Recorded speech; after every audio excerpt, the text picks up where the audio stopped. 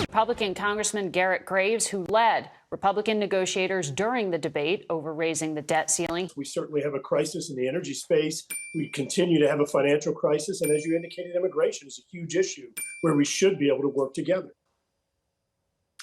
Because the White House laid down about 7 red lines, including that they wouldn't negotiate, that they wouldn't allow anything to be done on work requirements, that they wouldn't allow any changes to environmental laws, that they wouldn't allow us to take any funds from IRS agents, and on and on. And yet every single red line that they laid down, we crossed right over in negotiations, resulting in the largest savings in any legislation in the history of the Congress. This was a huge accomplishment, huge legislative wins. And lastly, Margaret, I think when you look at the president's statements, all he could do is talk about things that didn't happen versus anything that did happen that was positive for his agenda. Well, $1 trillion to $1.5 trillion over 10 years in savings. But you said there was an erosion of trust within your own party between you and some of those harder line Freedom Caucus members who said it was a bad deal that you negotiated. And this morning, Congressman Ken Buck of Colorado said Speaker McCarthy has credibility issues.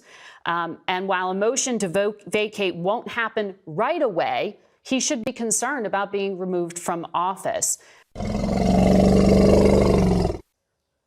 Well, Margaret, let's talk about what their goals are. Their goals are trying to change the trajectory of spending, transform Washington in a way that's more responsive, long-term thinking about the next generation and the fiscal crisis that we're approaching. I don't think that should be a partisan issue. We should all be on board with those objectives. In this case, I think that leverage was trying to be exercise that really threaten the economy in a large way. We've already seen under this administration, the stock market has lost around $9 trillion in value, hurting retirement accounts and families all across the country. Yep. We can't continue to see those types of challenges. And so I do think that in the appropriations process, we are going to be working hard to continue the momentum that we've gained through this negotiation, saving trillions of dollars. But I want to be clear. Republicans are going to demand continuing to build upon the success that we were able to achieve in debt ceiling negotiations, in changing the way that Washington spends.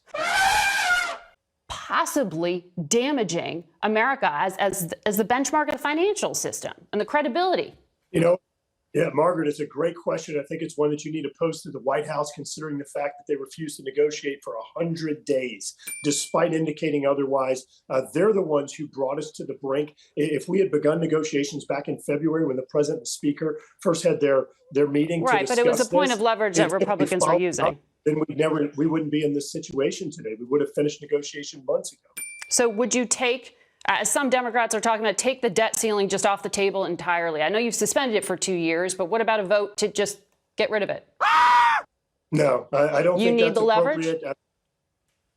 I think that it's really important, just like if you had a child, Margaret, that hit their credit card limit and was unable to pay their credit card bill that month, you'd probably step in and help them out. I know that I would, but I'd also have a candid conversation about reform of spending. The Committee for Responsible Federal Budget has calculated that every child or grandchild born in America today is going to end up paying about $4.5 million because of the irresponsible spending in Washington. $4.5 million over their lifetime. That is absolutely inexcusable, and we cannot continue on this trajectory. There's no question in my mind that we can improve efficiency of the Department of Defense, the large-scale acquisition programs, whether it be weapons systems, aircraft, and others. We're all familiar with the toilet seats and hammer stories of the past where the Department of Defense was paying outrageous prices. So we are going to continue ensuring that our warfighters have the upper hand while we also ensure that the Department of Defense improves its efficiency. Garret, we're going to leave it there for today.